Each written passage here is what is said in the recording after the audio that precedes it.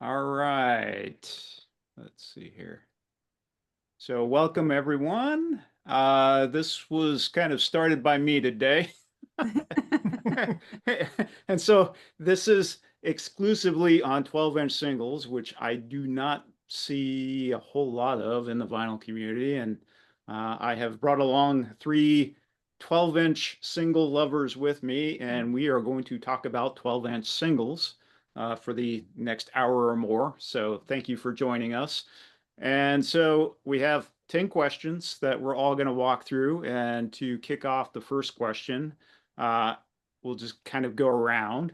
But I want to know, why do you collect 12-inch singles, and just what is the appeal? So Jen, we'll start with you.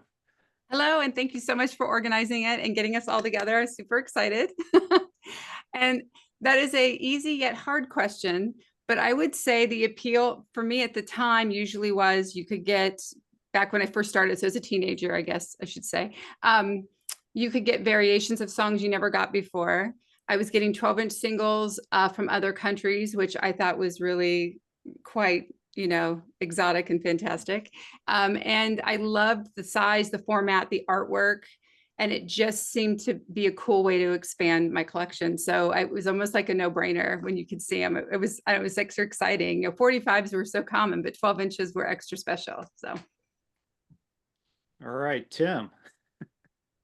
Again, thanks for organizing this one and welcome everybody.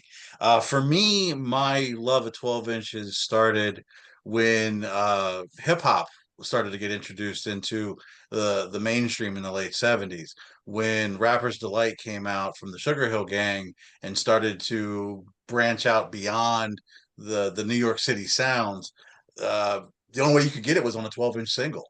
I think there was 45s eventually pressed or whatever, but it was predominantly on a 12-inch single.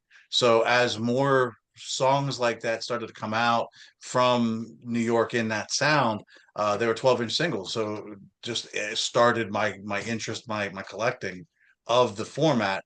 And it turns out that they actually, because of the size and the groove, they sounded better than a 45 or an LP cut could ever do. All right, Tobias. Yeah, thank you for having me on this group chat. This is something that I'm really, really passionate about. For me, it all started out with 7-inch singles, a lot of them, because that was basically the only thing I could afford back in the 80s.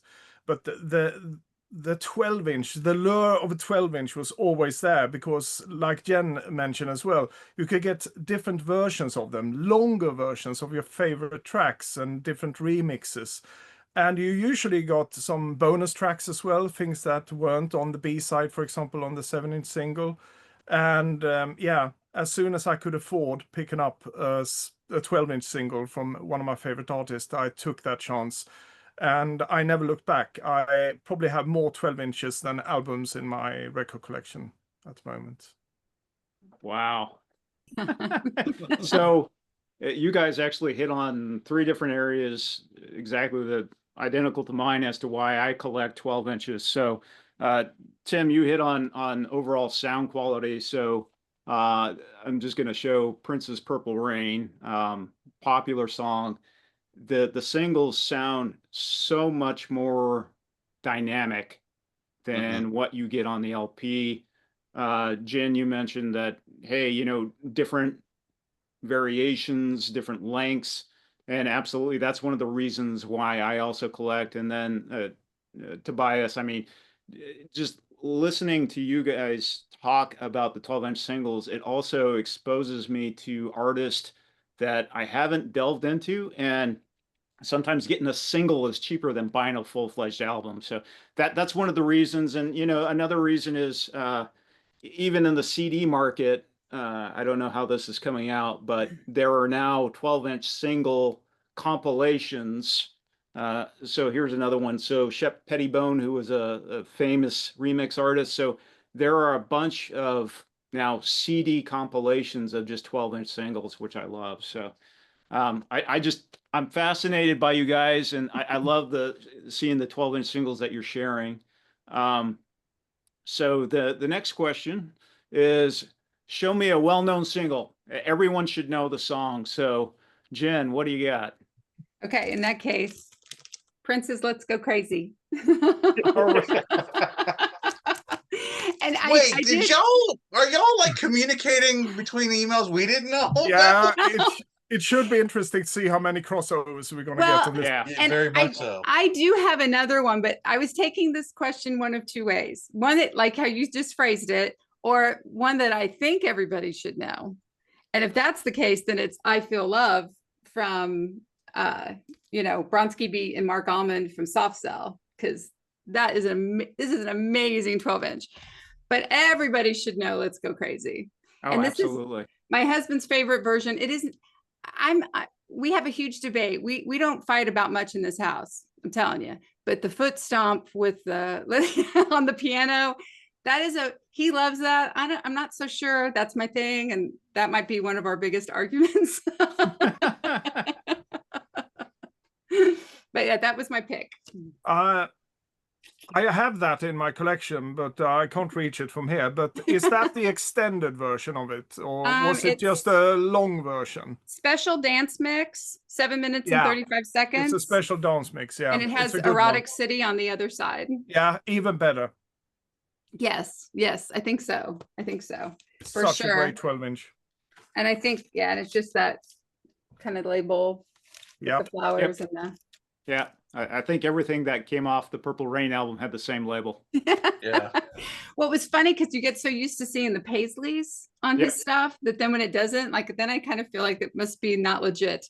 Right. All right, Tim, Okay. what do you got? So I pulled two, one because of the sound, and two, you just mentioned him. Madonna's Vogue Oh, yeah. 12-inch. I mean, everyone knows Vogue, but the remix on here by Shep Pettibone, there was something between the 80s and early 90s with Madonna. She really worked really closely with Shep Pettibone, and all of his remixes were just fantastic. The other one I pulled just because of the sound quality was Herbie Hancock's Rocket. Yeah. I absolutely love the video. There's a mega mix of the DJ who does the scratches on this, Grand Mixer DST. He did a mega mix of the kind of that future sound that Herbie Hancock was into, and it's only on 12-inch single, which I highly recommend. But the sound on this, the single edit, the LP edit, it's worth having it because it's just absolutely fantastic. Oh, all right, Tobias.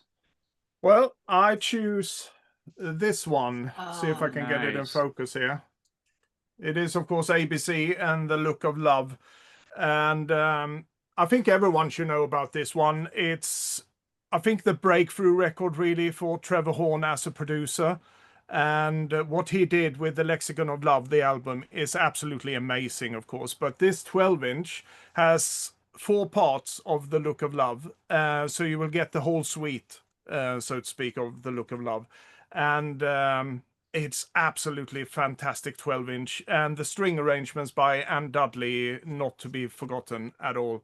This is quite a journey, really, through all the different iterations of The Look of Love. Not to be confused with some of the special mixes that turned up at some point where they went crazy on the samplers and sampled Martin Fry's voice to oblivion. No, this is a clean mix of The Look of Love. So this is what I think everyone should have in their collection, or at least listen to at some point. All right, so I'm going to go with the #1 selling 12-inch single of all time. Yes. And yeah, I almost New pulled Order's that Blue too. Monday. And you got the original cover as well with the die. Yes, after the floppy disk. So yeah, I think everyone knows this iconic song. So enough said. Yes. All I right. love that one. That's And Such a good song. I found my copy of that 12-inch in a really tiny town in Indiana in like a dollar bin type scenario. Like they could have cared less about any, and yeah, that was great. It was such a great day. All right. Next question. A single where you prefer the remix over the album version or the radio edit? Jen, what do you have? I went with Kate Bush's Big Sky. I think this particular version, I love a lot of rhythm, and I feel that this really brings a ton of, I don't know, sorry if my camera's bad, a ton of good rhythm and beat and bass, which I adore. And I don't know if it is more up tempo, but it definitely feels more up tempo to me. And I love it. I love this version so much. It's the meteorological mix is what it's called. And the second side is Not This Time and The Morning Fog are the two songs off of it, but that's my favorite. I Good think when I choice. saw your question, it just popped into my head immediately because I think I tell people all the time, like, oh my gosh, you should listen to Big Sky. And it's just kind of a dark, nothing too crazy, but there we go. Good old All Kate. Tim. So this, out of all the questions and prompts that we had, this was the one that I thought of instantly when I saw this. And it's because the first thing I bought was the album when I heard their first single, and was a little disappointed at how the album was put together because I thought the singles were better. And that was Soul to Soul. Oh, Yes. yes. Soul to Soul, the Jazzy B really focused on the club, the dance, the feel. And with this one, I mean, I thought Keep On Moving was great and really introduced the world. But Back to Life was something special. And that groove, you could play it for an hour. You didn't want it to end. It just kept going, and it was so good. I'd hear it on the radio, and it's like 3 minutes later, it's like, no, it's not enough. So I actually bought the 12-inch on a European import when I was DJing, when the moment I saw it, and I had to have it, and I played it to death. This is probably my fifth copy because I can't not play this on a regular basis. I picked this copy up probably 3 months ago, and I still haven't filed it. I can't. It's just too good. But yeah, that one by far blows every other version. Great. Completely away. Really great one. All right, Tobias. Okay, so we might have. I was afraid we're going to have a crossover here, but we haven't got one still. But we do have a crossover with an artist, Prince, The Future, and on the B side, Electric Chair. And I love the Batman soundtrack that he did. I love every single track on it, ever since it was released. Yes. But this version of especially The Future blows the original out of the water. It's Mark Moore from S Express and William Orbit who remixed this one. And it is funkier, more dance-friendly, if you can say that. It's just overall a better 12-inch. It's such a great one. An Electric Chair on the B side. Wow. Great stuff. Good. All right. It's one I need to find. Yeah. So I've seen you guys feature this one. So this one needs no introduction, and that is Soft Cell. Tainted Yes. Love with Where Did Our Love Go? And so the radio edit just covers Tainted Love. I need where did our love go? I need the Supremes. I need the full length. And the only way to get that was to get the 12-inch single. And That's some a Andy good Warhol one. art. Yep. That's awesome. And I actually had that as a runner-up for a record that everyone should have listened to or have. I almost pulled that one as well. I have to agree. If you just get Tainted Love, it feels incomplete.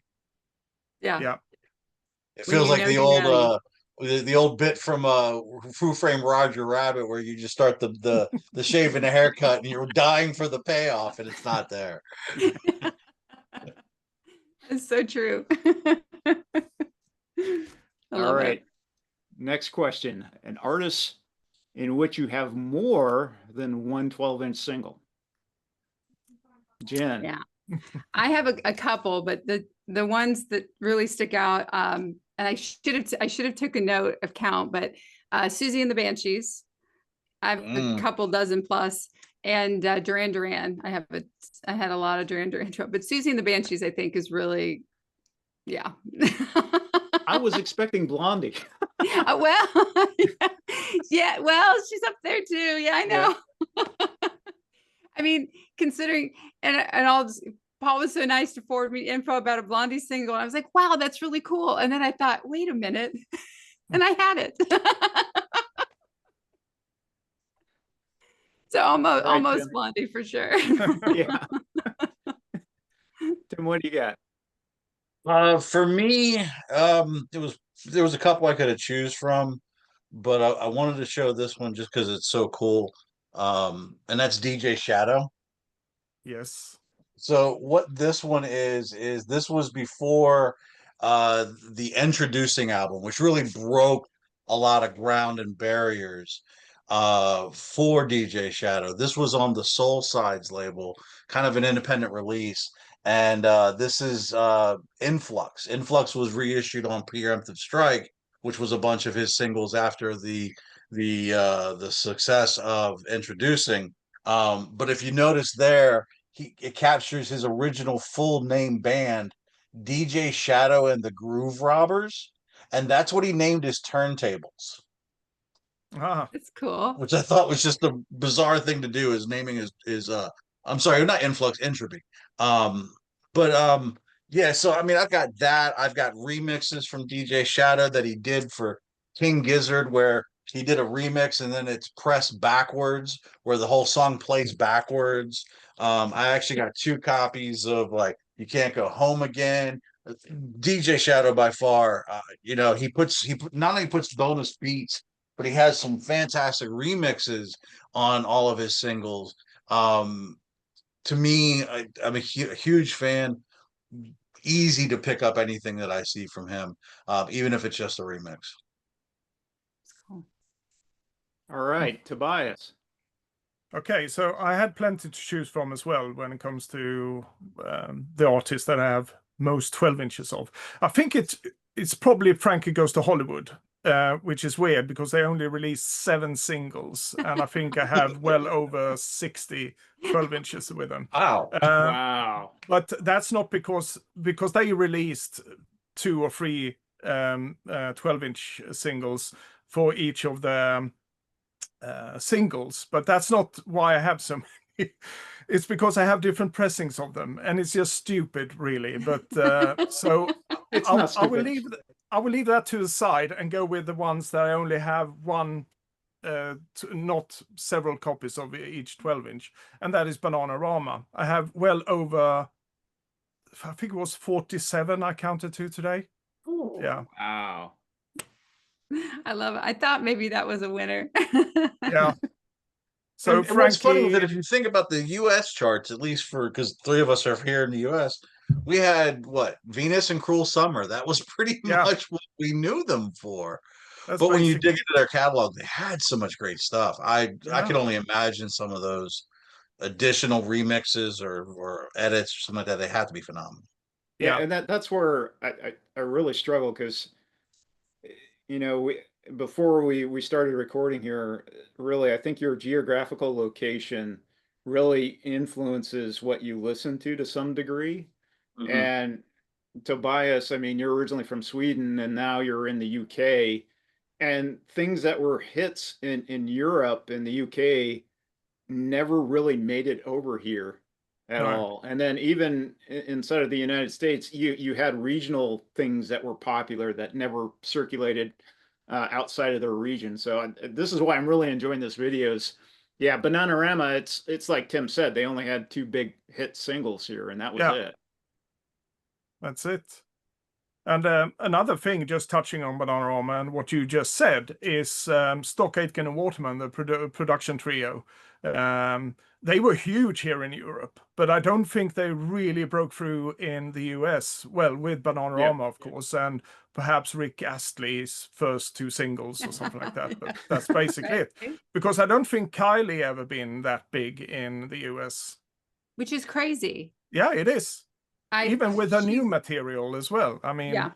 Yeah, I mean, she's from fantastic. 93 It going really forward. is. Yeah. Yeah, so I will tell you, I'm a big Kylie fan. In Oh, fact, I good. considered pulling one of her albums for today, and I had them snagged this morning. I have two versions of her single "Slow," Yeah. but yeah, my exposure to Kylie was really when I was living in Europe. Yeah. Mm. But yeah, here it's like she probably had a couple of hits, and really, yeah, nobody knows her, and she's been making music since the late '80s. Yeah. Yes. Yeah. And I think again, being in a college town in the Midwest, I worked at a record store as a teenager in my early college career. And the guys were nice. Like, I could order stuff. Like, you just had I was a little more able to be exposed to things. And I was in a decent proximity to Chicago. So every now and then you would get that something that you just couldn't hear once you got close into the city, and you could click on the loop and you could listen. You're like, okay, like, what is that? And I keep a paper and pencil in the car, because I'd be writing down, like, what did they say? What did they say? That was about, yeah, it was it. That's how I discovered, I think it was Atlantic Star and Herbie Hancock's Rocket. I was driving across country on a family trip down to Florida and hit the Atlanta radio stations, and you're just like, what is this magic that I'm hearing? You know? So. All right, so I'm a little more obscure. I had a couple bands, and I'm just gonna grab a few because I can't, with this band, I cannot show all the covers. They're a little risque and I don't want to get blocked, but there is a DJ group called the Velvet Season and the Hearts of Gold. So this is borderline risque. They also had a moniker called General Zod and Cougar Man. That's awesome. Yeah. But yeah, just to give you another flavor, yeah, on the more permissible side. But yeah, it's electronic. They do mashups, so this one I highly recommend if you can find it, because it mashes up Queen's Another One Bites the Dust with Chick's Good Times. The time signature matches, and so it blends really well. And so, I mean, there's just two songs on each single, but they do some fantastic mashups, and then they do a lot of their own original work. But again, the the covers are extremely risque, and I mean, these are the ones that I could probably get by with.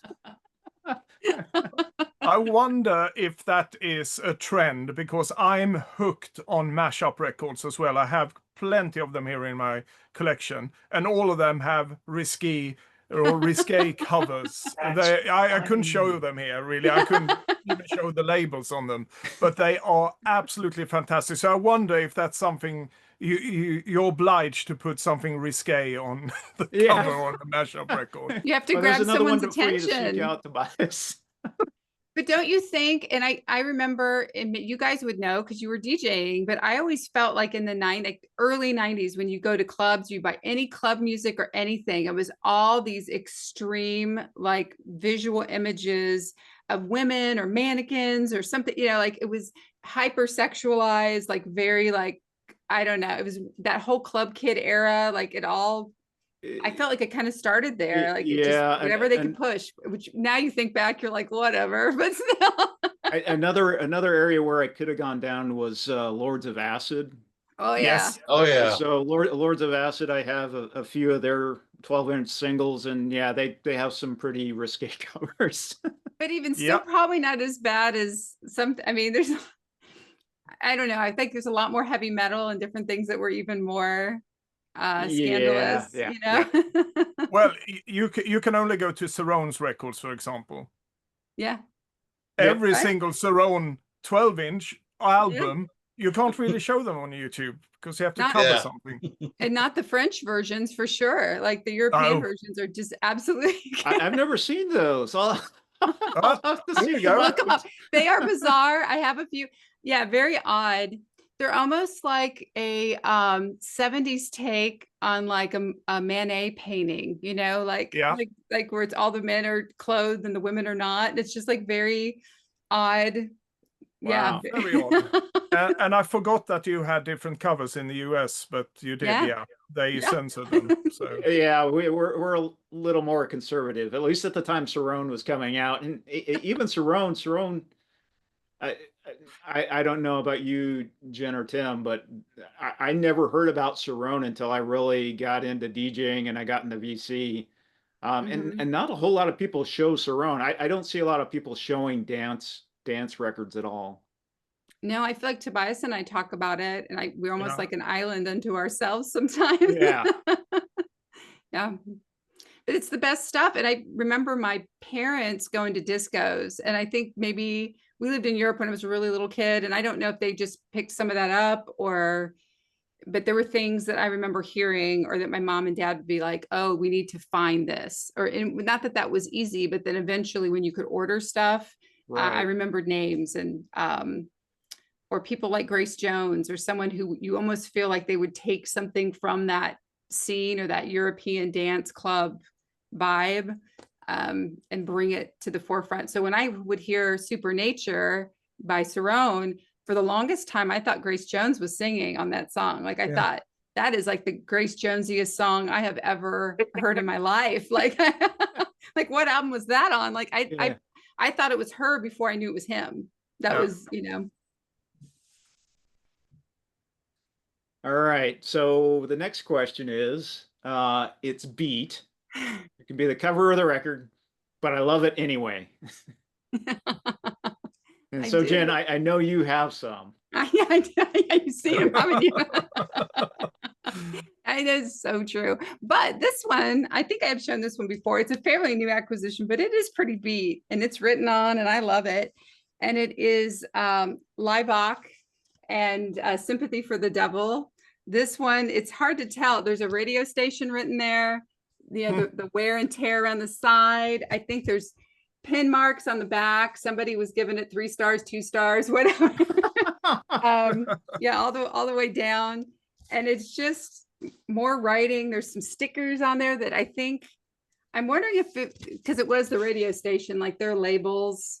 I had to put a new sleeve on the record because it was like shredded. I don't even think it was a thing anymore. But the record actually looks super good. Oh, wow. I mean, it's even hard to appreciate it on here, but it is very pretty, except for the writing on the label. But if you looked at the outside, you'd be like, I wouldn't pay 50 cents for that.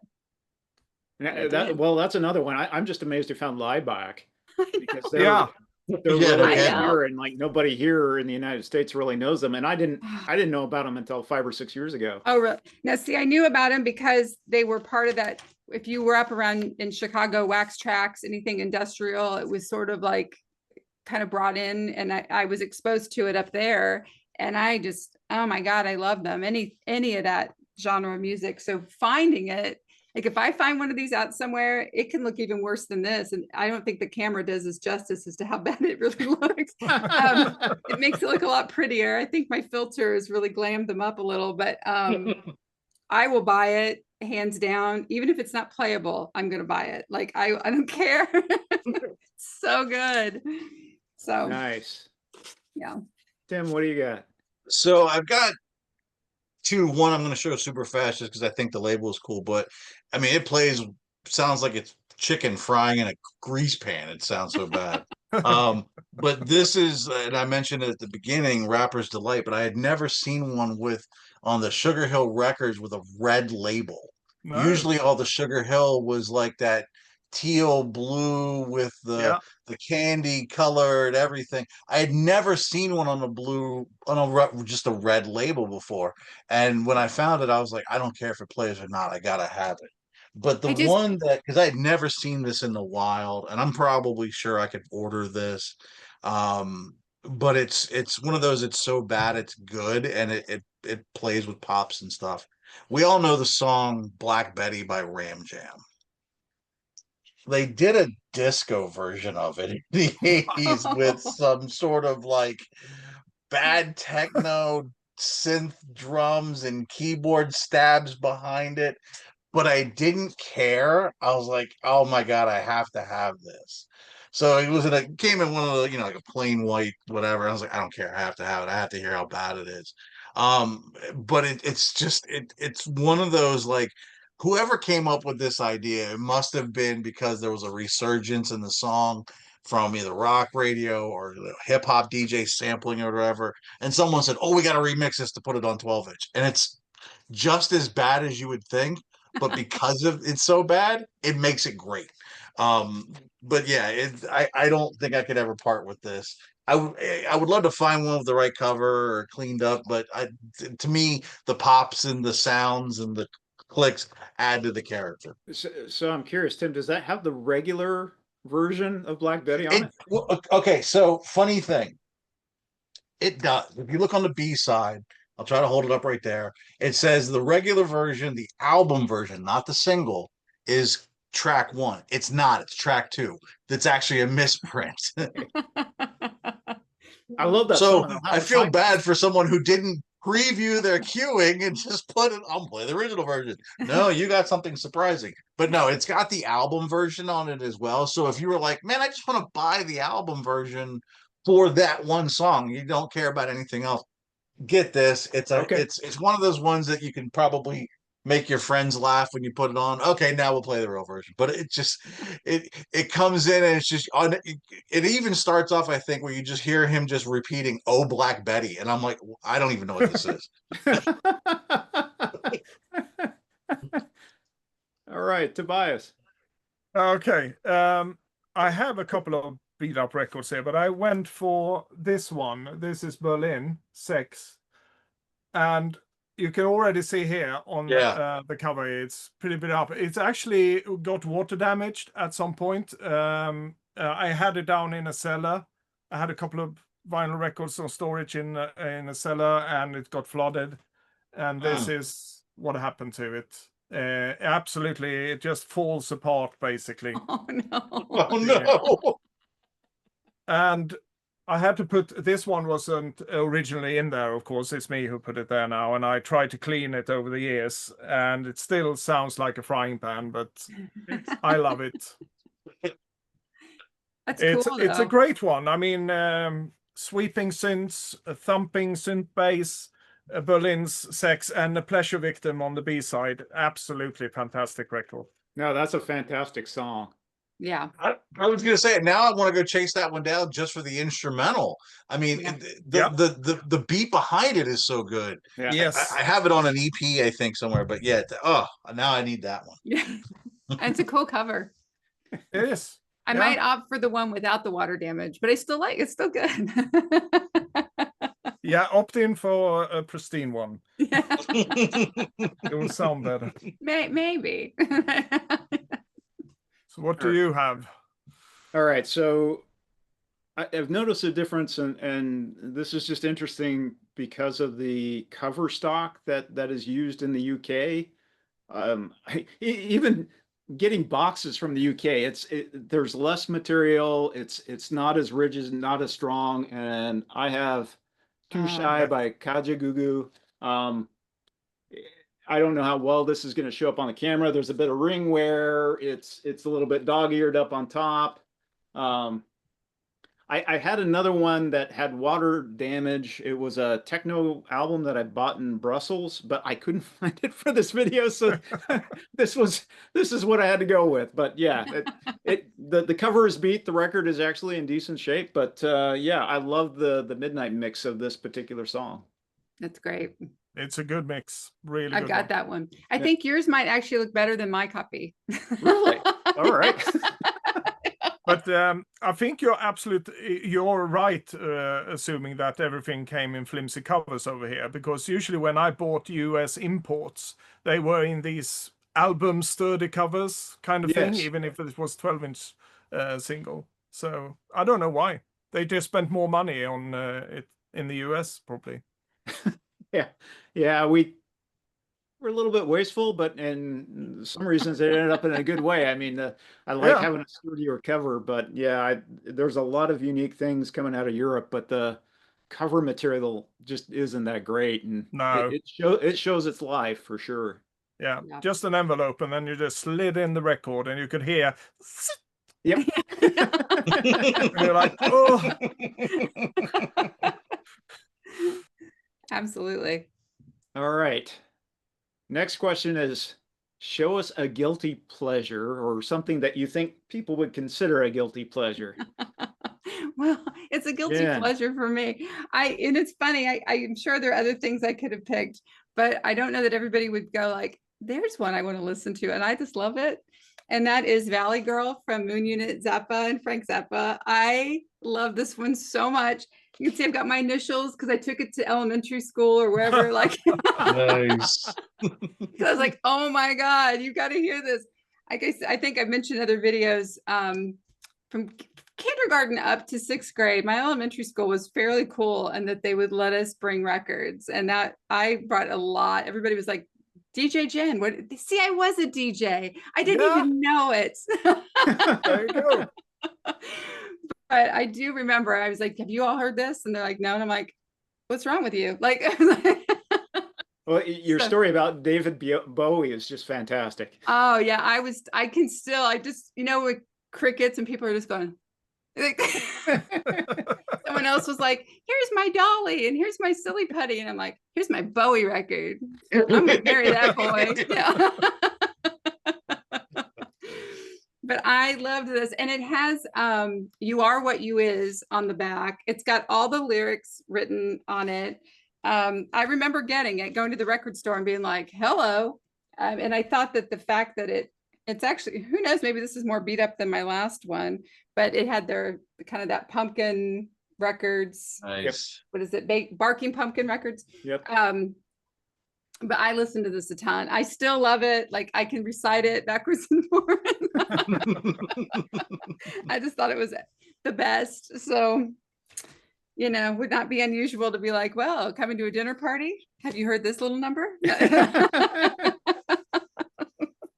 So that's kind of my guilty pleasure. All right.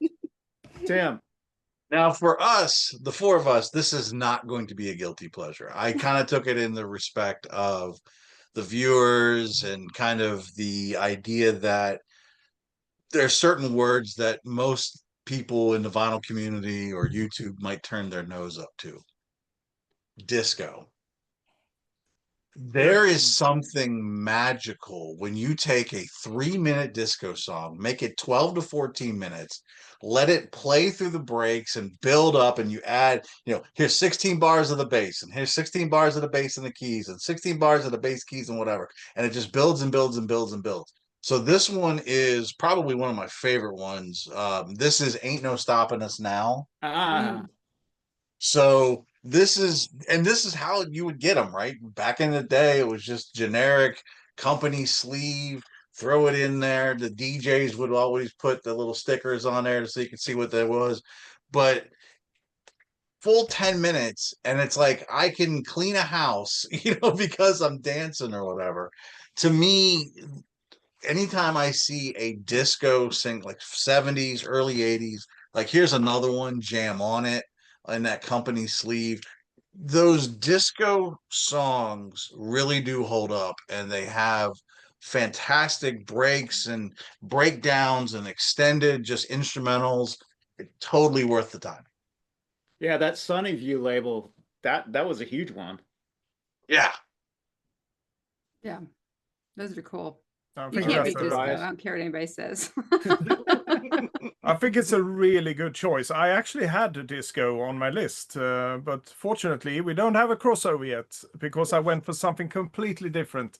But I do agree with you. Disco should get some more recognition out there. It's not shameful at all. But I used this one as my representation of a guilty pleasure. I really don't like the term guilty pleasure, but hey, we got it. We all know what it means. This is a good representation. Came out in 1996. Back in 1996, I was all about the techno, the trance scene, and all of that.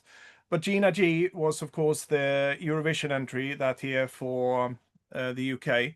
And you couldn't escape it. It's just an earworm, really. And just a couple of years It ago, is. Was it last year? I can't remember now. They reissued her album, which this one is featured on, and I was like, this is great stuff.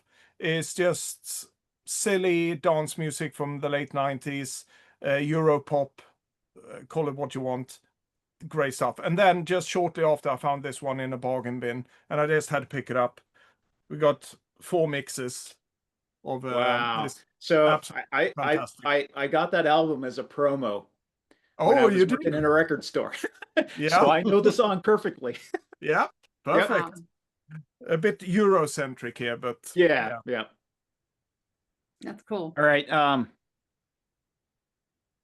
If any of you guys know this one, I'll be surprised, but I have to describe it to you why it is it would turn people off if I played it. So there's a crooner in Austria, and he was actually based in Las Vegas, and he was doing like the sub circuit crooning, but he went back to Austria, and he kind of got a second life as a electronic chill wave artist. And this is Louis Austin with his song Disco Dancer. So imagine a 70, 75-year-old guy singing to electric beats, and just the refrain is, I'm a disco dancer. I'm a disco dancer. So the cover sums it up perfectly. I will tell you, most people would not be into it, but I just really dig the lyrics and the way he sings it. It just works for me. That's great. It's not going to be for everyone, and there's a couple different versions of it on here. It's a And great that cover. Yeah, it's it can be found cheap if anyone is curious. Yeah. I was going to say the cover alone selling me on it, so I may have to look for this. Totally. That's That's great. awesome. Right. So the next question, folks were a little bit challenged to understand, and I get that. So so I really was looking for sell me on a single. So it could be like a B-side that never made it to an album, or it could be an artist that nobody knows, but you really want to sell one particular song of an artist. So, Jen, what do you got? Okay, so I picked Mix Factory's Take Me Away. I don't know if any of you guys might, do you all know Mix Factory? It's new to me. Okay. I cannot tell you in 91, 92, maybe, I would run to the DJ booth, wherever club I was at. I'm like, do you have Mix Factory? Like that song, it is the most danceable, fun, like freeing song. It's got all the great beats that you want in a dance song. It has like, imagine I'm in a club and I'm like, I hear this come on, and they'll be like, Jen, this one's for you. And I'm on a box, like above everybody else, just like, woo!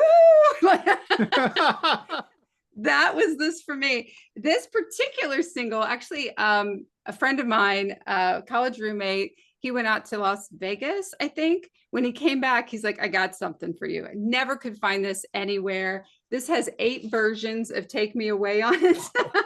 Wow. 8 versions. 8 versions. That's getting your money's worth. And yeah, I know. And the thing is I think it's like the first one and maybe the In Trance 24-hour mix or what, I don't know. I'm just like, I'm trying to remember which one I listened to the most. Probably just even the original one. Maybe it's the second or third one on this 11th Hour Mantra. Who knows? It's all good. But at that time, it was all about taking the one song and then they'd slow it down and then they'd speed it up. But I don't think you can mess with perfection. The first version, the original version of this song, I think is one of my absolute favorites, but it has that just sped up organ and that wonderful voice, like of the female voice that would sing over the top of these dance tracks that just, oh my God, I get chills just thinking about it. I love this song so much. I probably will play it when I'm done. Why not?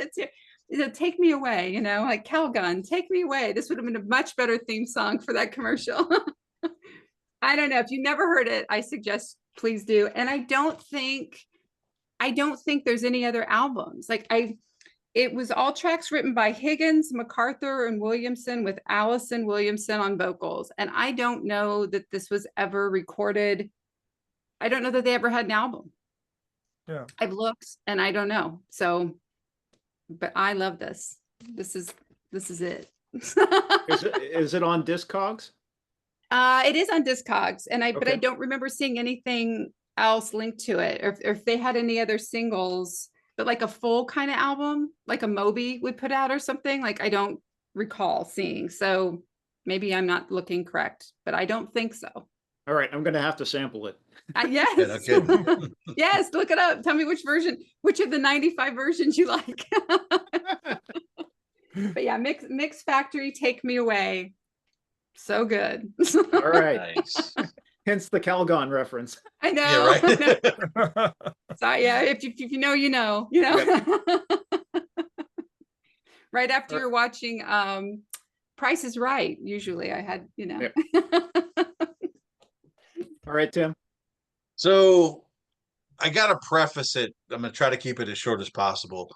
I'm originally from right outside of Washington, D.C., and in that D.C. metro area, we were lucky enough to have a movement of music all to ourselves, and it was called go-go music. So go-go music was kind of an amalgamation of jazz and funk and a little bit of R&B, a little bit of rock. It all focused on the drum being right in the pocket, and everything was still on the funk on the one. You had a horn section, you had congos.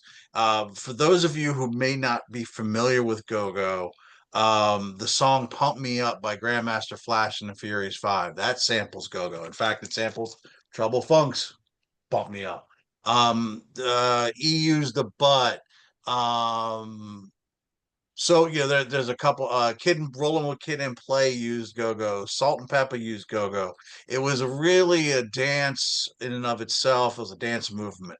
One of the biggest people ever out of the go-go scene was a guy named DJ Cool, and you might remember his song, "Let Me Clear My Throat," where they would use, it was like "Let Me Clear My Throat," and then it would play like that Ed Lover dance song from Yo MTV Raps. So he was a local DJ in DC, and he had a few singles. And one of them is this song called "How Low Can You Go?" So it's over a traditional go-go beat, which again, congos, drums, all on the one, but it was a cut and paste kind of like DJ routine with him rapping over top of it. And he had a couple of those. They had Music Ain't Loud Enough. He had one with a reggae beat called the Reggae Dance. So he was really popular in the DC metro area, but really you can jump anywhere into go-go music and Trouble Funk. There's Rare Essence. I got a few other ones here, this all these labels, but everybody knows DJ Cool. Well, you probably know DJ Cool from that "Let Me Clear My Throat" song, and he actually has a wonderful backstory. He's got a ton of great singles, but go-go in and of itself, you know, I can't speak highly enough of it. It's a great, when you hear it, you gotta get up and dance. It's danceable, upbeat, jazz influenced funk. Sounds Old. perfect. All right, Tobias. Well, I'm going to go Eurocentric again here. This is Biba, or Bibba. I'm not really sure. I think her real name was Barbara York or something like that. Top model from 1987. She only released 2 singles. This is probably her last one, unfortunately. Great voice, and we're talking Italo disco here. I don't know if anyone could see. Here we go. There's the sticker. It says, "I love Italo disco." This is a reissue from a couple of years ago. I wasn't aware of Biba back in the day. Unfortunately, I listened to quite a lot of Italo disco in the 80s, but this one passed me by, and I was so glad that this one came my way. Huge Italo disco track. Once again, we're talking disco here in the way that only Italians could produce disco. A lot of orchestral hits mixed in with great drum machines, great sweeping synths. But Biba's voice is outstanding, a powerful voice. She could be in a rock band actually. So she brings the rockier bit to this one. So it's actually a unique blend of pure Italo disco and rock, really. And I do believe in one of these versions here, you do have a guitar solo as well. So great stuff. You have to check this one out. I always could recommend Italo disco from many different artists, but this one is very unique in my opinion. So was it extremely popular? I think perhaps it might have been very popular in Italy at the time, and perhaps in Germany. Germany was a real big growing ground for Italo disco in the 1980s. And of course, we were exposed to it as well in Sweden through German imports and things like that. But yeah, no, it's Europe was spared the disco backlash that America got, and we got very anti-disco in the 80s. So there was a lot that we just totally missed out on. And like Italia disco is huge, and it's something that I just have not delved super deep into. So yeah, I'm gonna check that one out. Yeah, do it. Perfect, Biba. Top model. Not very deep when it comes to the lyrics, but hey, we're talking disco here. It's all about dancing and feeling fine and enjoying life. Sold. Yeah, I'm pretty sure most of the disco songs, they just wrote the lyrics on a napkin. I mean, it didn't. Exactly. And you don't care. I mean, me not having English as my first language, lyrics has never been that prominent to me, never been that important. It was first when I was in my later teens, teenage years, that I started picking up on the lyrics from Depeche Mode and things like that, because there's deeper meaning behind a lot of it. But up to that point, I was like, yeah, it's got a good hook. I'm good with that, and I'm still that way today when I listen to a lot of music. If the hook sells me, the melody sells me, I'm gonna buy it. So Tobias, I speak English, and I don't even pay attention half the time. To me, it's more about the music. Exactly. Yeah. Well, you really think if more people paid attention to lyrics, like "Relax" may not have been so popular. Well, yeah, it's like, well, when that song came out, it just like it went over my head, and then it's like as you got older, and it's like, oh, okay. Yeah. It's like somebody's. I always think back to that grandma time, and going, "Frank, you say relax." You're like, no. It's the opposite. Whatever gets your blood running or boiling. A good beat. Yeah. Disco, thank you. All right. So are you guys all familiar with the movie Superman 2? Yes. Oh, yeah. All right.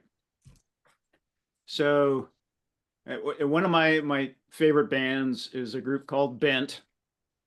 And they came out with this single, and they went under the name Johnny Flash and the Flames. And the song is called Irritating Noises.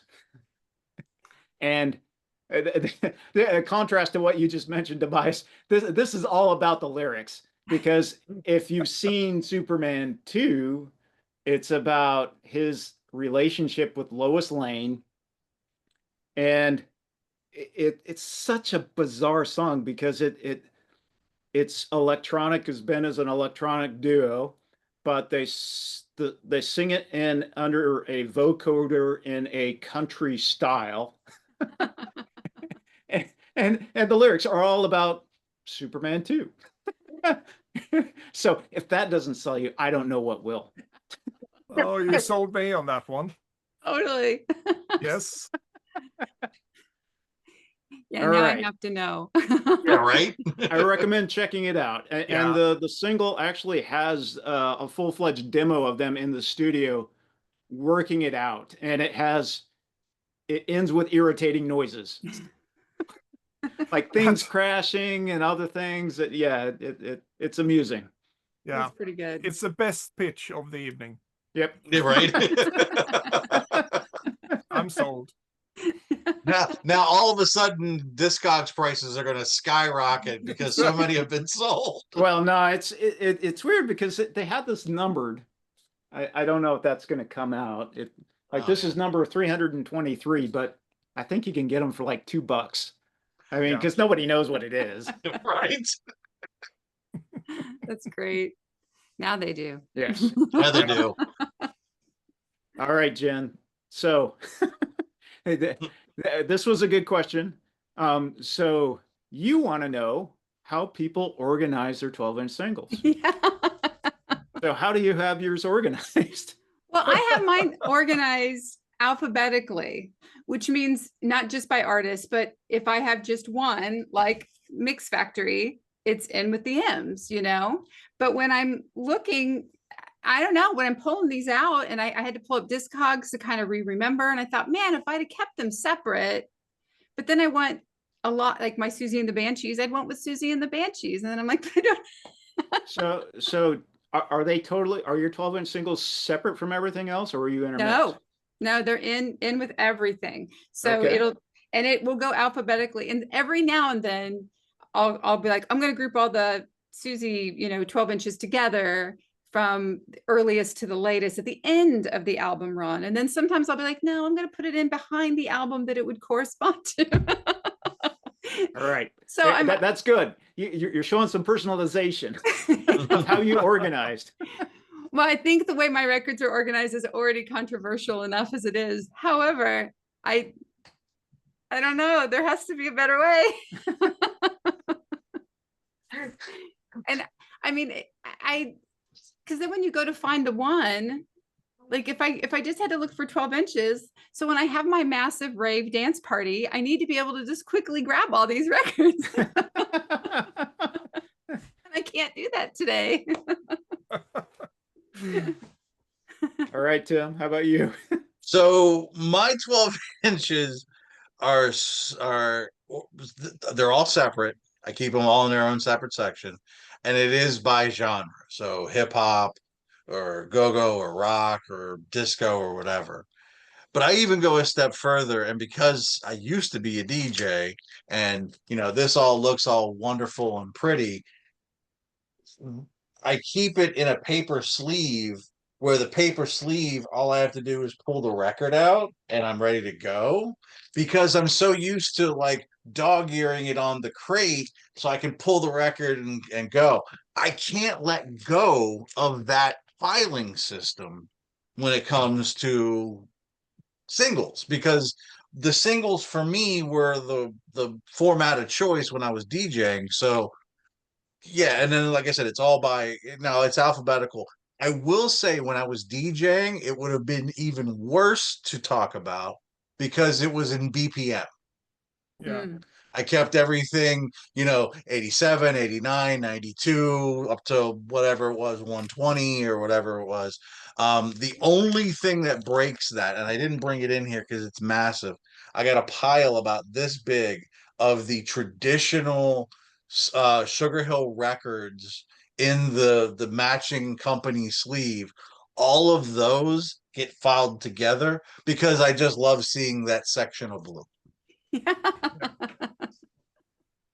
That's pretty good though. All right, Tobias, how about you?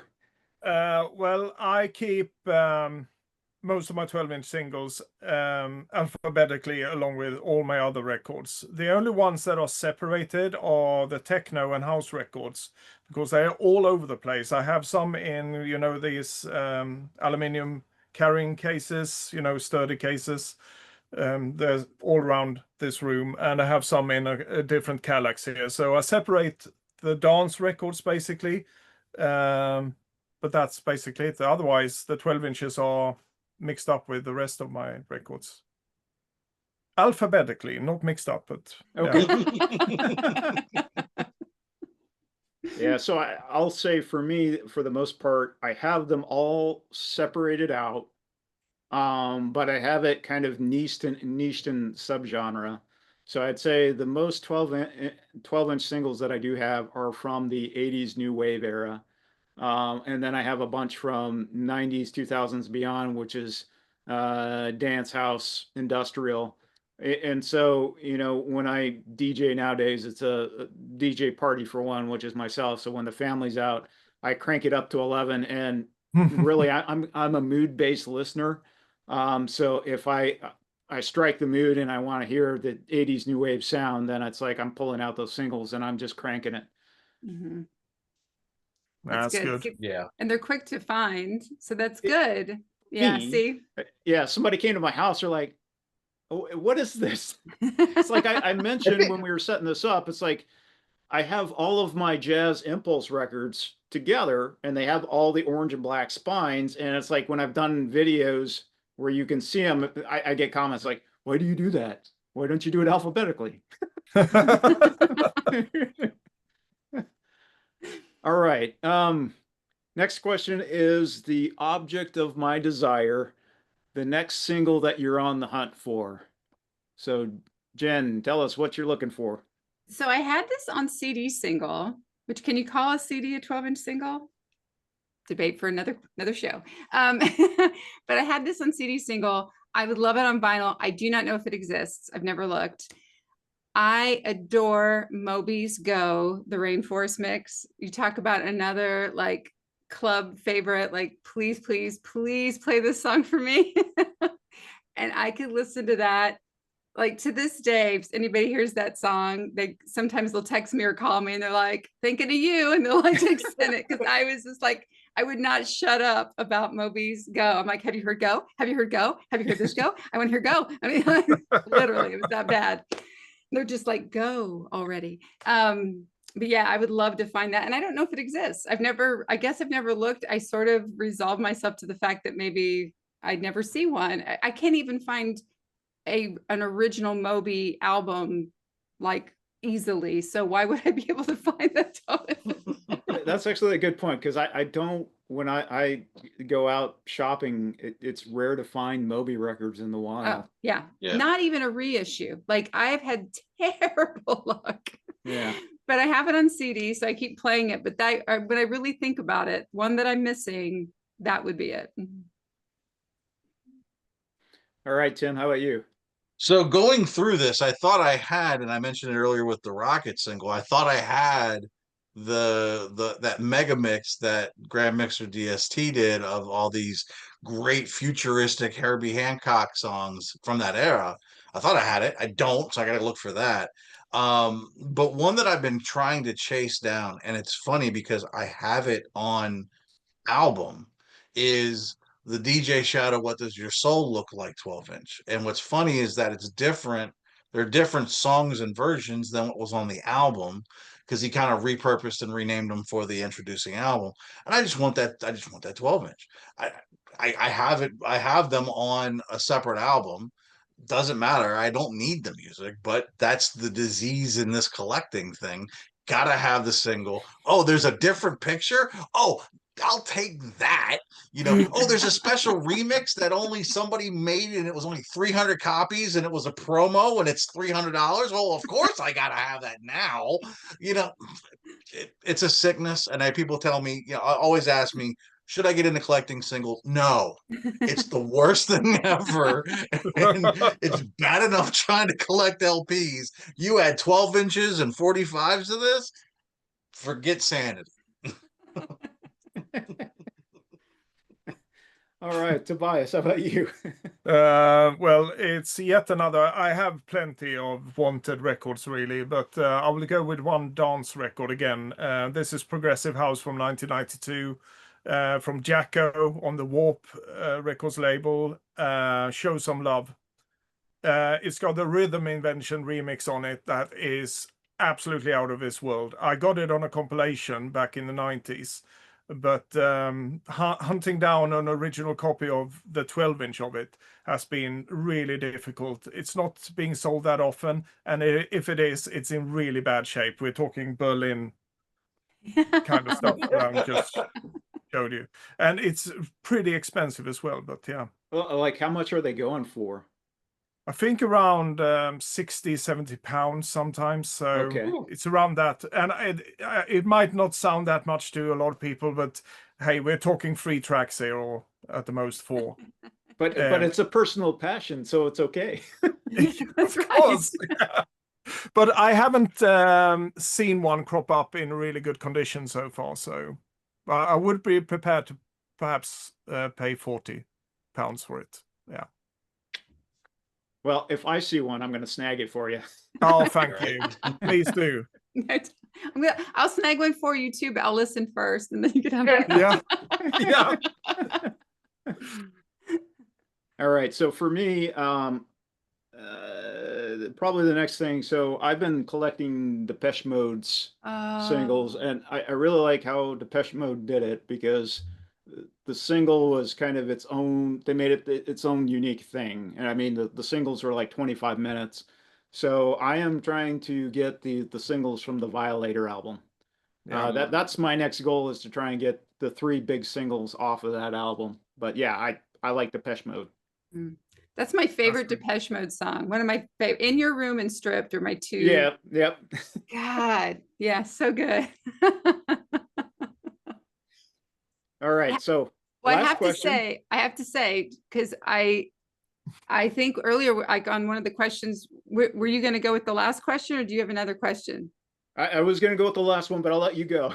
Well, no, only because this has been killing me. So we had talked maybe at one time about doing odd CDs or CDs, 12 inches. Right. But I have to say, I had a couple over here that were like, I didn't know which way I was going to go. And I just wanted Tim to know that I had, and was this only made for DJs?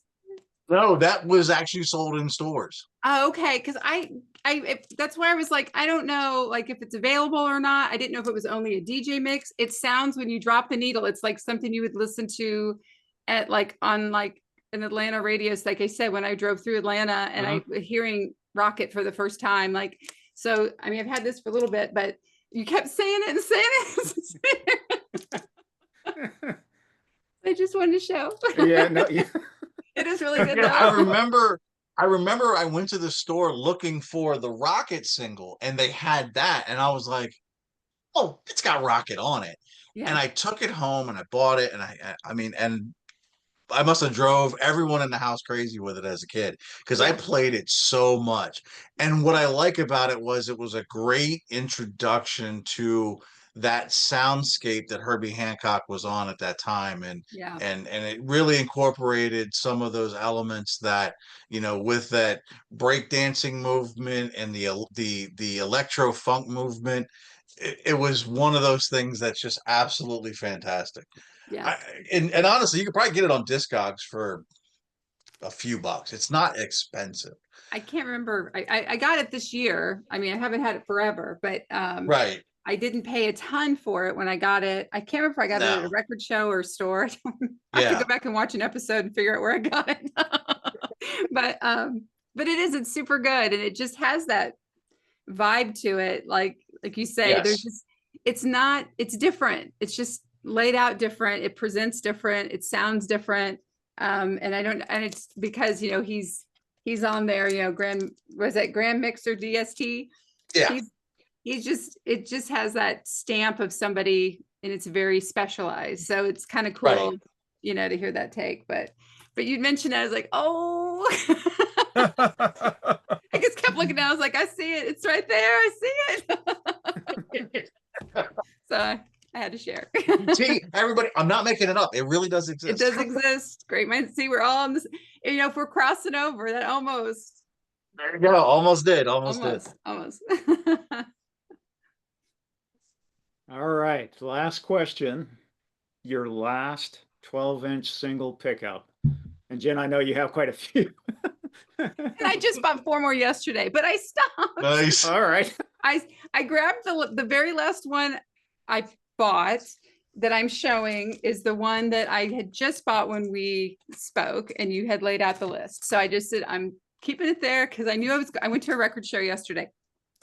But this one I was super excited about because it has it's called the Deep Reds Voodoo Funk Mix, and it's Jane's Addiction. So what? So this is the very last one that I picked up, and so good. Talk about funk. I love think funky, and James definitely has that going for them. They have that quality throughout all their music. So this was a nice surprise. Again, something I don't see a lot of even for this area. And I feel like Jane's Addiction was so popular that I would find more, but I don't. Maybe people bought more tapes or CDs or something. I know when Nothing Shocking came out, I don't know, I think I got it on LP and then I bought the CD. And then of course the next albums I bought all on CD. So finding replacements on vinyl have kind of been a thing, but this was so great. But Deep Red's Voodoo Funk Mix is first song on side 1, and that is super good. So that's my favorite. Nice. I got to say, that's the first time I've ever seen a Jane's Addiction single. Really? Yeah, I guess there's another area where you're going to I get into have trouble.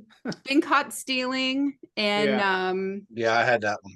I think is it Mountain, or I can't remember. I think I have a couple others, and then I had some like on like CD singles, like but it was such a weird compilation. And I'd seen pictures of this somewhere before. I'd never actually seen one until I saw it in the store. So, and it's in pretty good shape, and it was a promo copy. So maybe that's why. Nice. Maybe it was more shipped to specialty retailers, or, somebody didn't scribble, something all over, like, so you know what radio station it was for. So that's good. Right, nice. But I was going to say the same. I never encountered any Jane's Addiction singles at all. It's crazy. 12 inches, especially. I mean, Wow. who remixed that?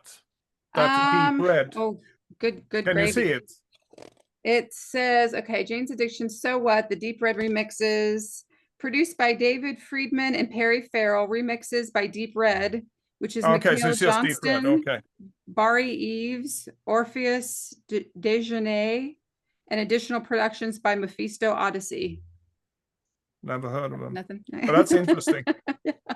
Yeah, they give a few other names on here, but those were kind of like the out of the gate first ones.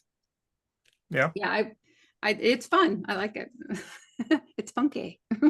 All right, Tim, how about you? So recently picked up, it was like a couple weeks ago, I think it came in or whatever. It's the single for The Far Side, Passing Me By. It was probably one of their biggest, at least as far as for longevity, songs off of their first album. And what I really wanted it for was the B side. There was a non-album cut called Pork. And I'm a huge Far Side guy. And I brought this one because I almost showed it as, a record that's beat. But and I gotta tease you with it, Paul. Oh, yeah, that's one of the ones I'm looking for. Since we're just taunting each other today, apparently, I have to agree. Violator is, I think, you can't ignore the fact that this was definitely a breakout album for Depeche Mode in that sound. It was still dark and ominous, but danceable. The themes were still very heavy, but there was such a driving force to this album, and all the singles off of this are just absolutely fantastic. And I found this one, like, I think I got this for like $3. The vinyl's decent, the cover's a little beat up, but I could not show it after you just said you were on the hunt for it. I wouldn't send this to VCLT to anybody because it's so beat up. But it's one of those ones that era of Depeche Mode, you just so good. Yeah, but if it plays well, who cares? Exactly. And that, you know what? And that's something that we never really mentioned, is that you can take a punt on a VG single and it sounds better than some LPs still. The grooves are more durable, they're wider, they can handle a little bit more abuse. I've seen some that have the telltale signs of being in a DJ club with stickers all over them and stuff like that. Yeah. You clean them up and they still play good. Nice. Absolutely. All right, Tobias, how about you? I'm going to taunt you as well. I just grabbed something. You probably, oh yeah. Nice. And that is, of course, it's not going to show up well here, but it's Oh, etched. it's etched. It was, Beautiful. yeah, got to get that one, the chord mix. No, that's not the one I picked up. I just had to talk.